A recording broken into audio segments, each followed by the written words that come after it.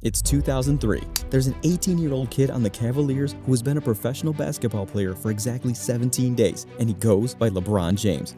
He has played 8 games. His team won 17 games. Not 17 so far in this season, 17 games the whole entire previous season. One of the worst teams in the sport. The franchise that he's about to face has beaten Cleveland 16 straight times. The Cavaliers haven't beaten the Philadelphia 76ers since April of 1999. 4.5 years earlier, back when this kid was in middle school.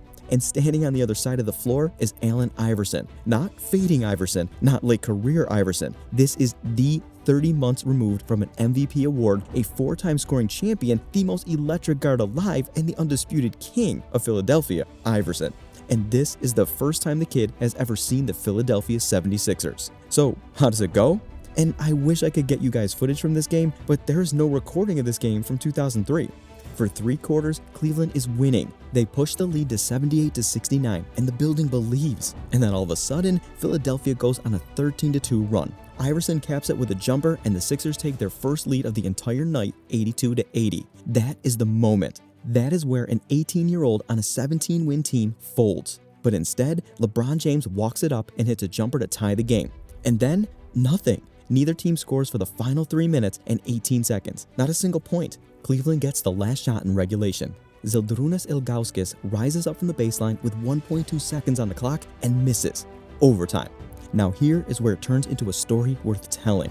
Overtime, and Cleveland is clinging to a 90-88 lead. 2 points, seconds left. Philadelphia has the ball, and everyone in the arena knows where it is going, to the MVP, to Iverson. Except Philadelphia doesn't do that. They run Iverson as a decoy. The ball swings to a rookie in the corner, Kyle Korver, a second-round pick, 51st overall, who eventually would shoot his way into a championship run with LeBron. LeBron gets caught, screened, picked off in the lane, out of the play, beaten. So he sprints all the way across the floor and swats Korver's baseline jumper out of the air. Game over. Cavaliers 91, 76ers 88. A 16-game losing streak against Philadelphia, dead. He had already blocked Iverson himself earlier in the game. Cleveland blocked 17 shots that night as a team.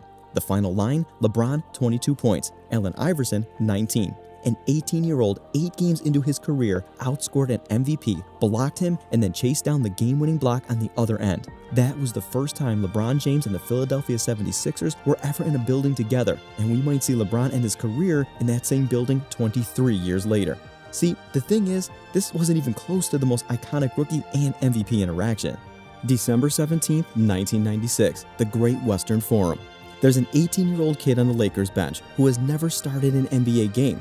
He is the youngest player in the league. He came straight out of high school in Pennsylvania 4 months ago. Most nights he plays 15 minutes and goes home. And tonight, he has to guard Michael Jordan. Not 1980s Michael Jordan, not aging Wizards Michael Jordan. This is the Bulls team that went 72-10 the year before. This is the Jordan at the absolute peak of his powers, the most feared human being in the sport, in the middle of a stretch where he is simply not losing. This kid's name is Kobe Bryant. Every superstar that you have ever loved had a night like this, a first night, the night that they walked out of the tunnel and the legend was standing right there, real, breathing, and waiting. Some of them got destroyed, some of them froze, and some of them, they won. So, how does it go? That first night? Well, badly. Kobe told this story himself years later. He said he didn't care that he was 18 years old, he was coming for blood. And then the game started. The Bulls run a set out of the triangle. Jordan catches the ball in the corner, and he does his little pirouette spin and sneaks baseline. Kobe bites completely. Jordan goes right past him and dunks it.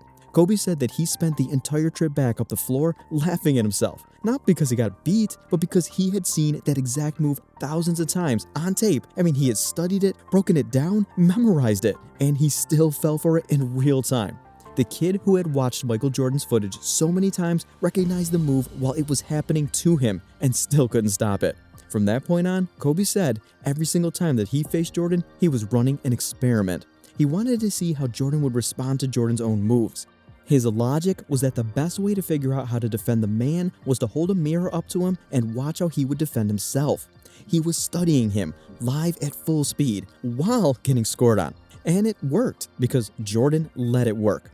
There is footage from their 1997-98 meeting between the two of them bent down at half court during a live game, and Kobe is asking him a question. Kobe wanted to know how, when Jordan turned around on his jump shot, he could get a feel for where the defense was, and Jordan just told him. His advice? You should feel the defense with your legs. Reporters asked Jordan whether he had a problem handing over trade secrets to the kid who was clearly coming for his throne, and he said, not at all. He actually said that somebody did it for him once, and it's just a matter of passing it on. And that's how it started. The mentorship lasted the rest of Kobe's life. Years later, when Kobe was getting hammered by the media for shooting too much and being selfish, the exact criticism Jordan had absorbed before his first ring, he went to Mike, and the best advice that he ever got back was essentially, don't change, just be you. And when Jordan spoke at Kobe's memorial in 2020, he described what that relationship actually was from his side. The late night calls, the endless questions. He said, I wanted to be the best big brother that I could be. Your father would be very proud to know that when you met Michael Jordan before the game, you did say, Mr. Jordan. What was that like for you? That's a great feeling. Person I've always looked up to. It's great when you meet your idol.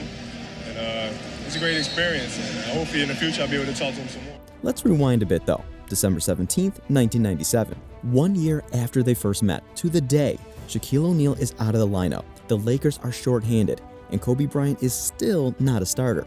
He's coming off the bench, and he won't start his first game of that season for almost 2 more months. He's 19 years old, and he drops 33 points on Michael Jordan. 12 of 20 from the field, 3 of 5 from 3 off the bench. Jordan answers, because Jordan always answers, with 36 points on 12 of 22, getting to the line 12 times and making 11. Chicago wins 104-83. They win the championship that year too, because that's what that team did.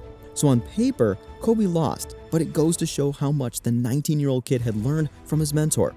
Now, let me tell you about the one who didn't wait a year. November 1996, a rookie point guard out of Georgetown, 6 feet tall, a $165, braids, walks into a building to face the Chicago Bulls. He has spent his entire life imagining this exact moment. Back home in Hampton, Virginia, he used to tell his friends exactly what he was going to do. In his words, I'm going to try my move on the best. His move on the best player in the world. And his name is Allen Iverson. And he had just announced himself to the league days earlier by dropping 30 points on 63% shooting in his NBA debut against Milwaukee. But this is different. This is Jordan. And the first time Iverson actually lays eyes on him in person, he can barely process what he's looking at. He talked about it years later. I remember the first time I played against him.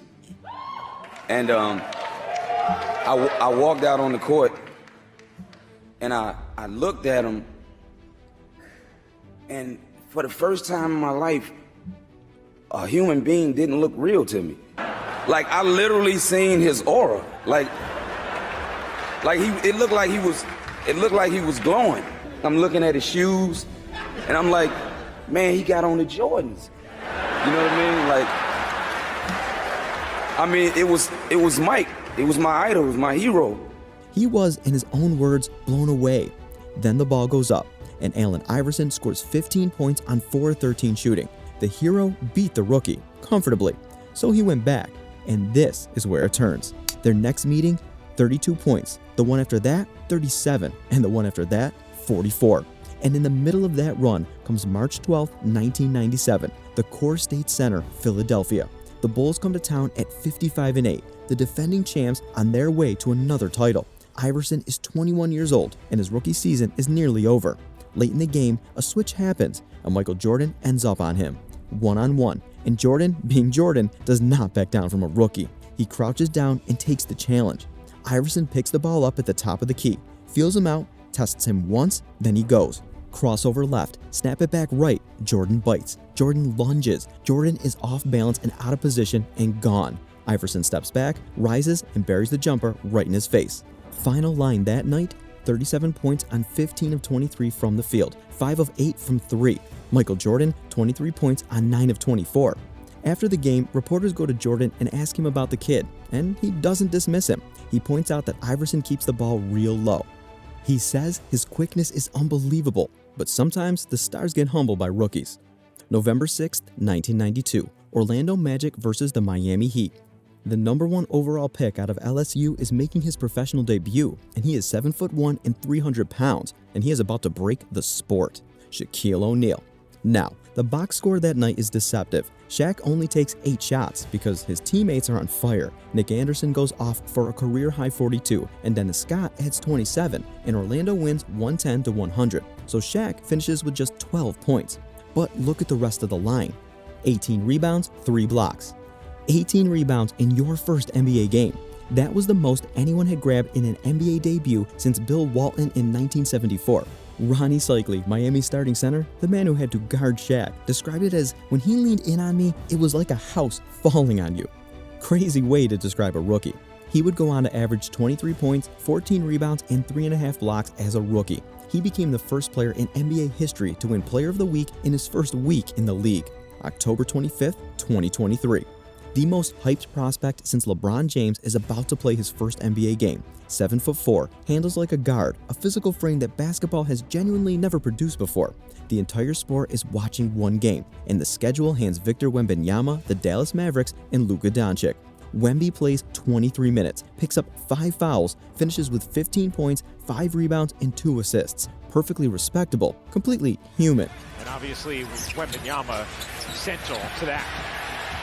There it is, the first points in the career of Victor Wembanyama. Luka Dončić finishes with 33 points, 14 rebounds, and 10 assists, a triple-double, on the kid's debut night, with the entire basketball world tuned in specifically to watch the kid. Now, give it 5 months. March 29th, 2024.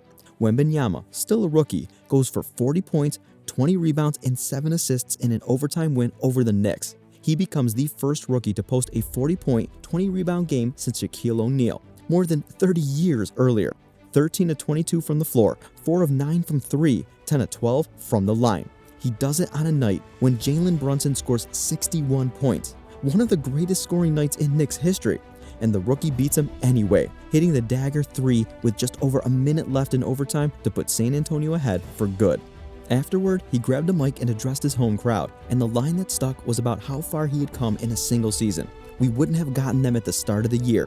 Kobe Bryant scored 5 points on Michael Jordan and came back exactly 1 year later and scored 33. Allen Iverson got held to 15 by his own hero, then went 32, 37, 44, and put the greatest player who ever lived flat-footed at the top of the key. So tell me in the comments, which first meeting is your favorite? Subscribe, because I've got a lot more of these, and let me know if you would like to hear more stories just like these.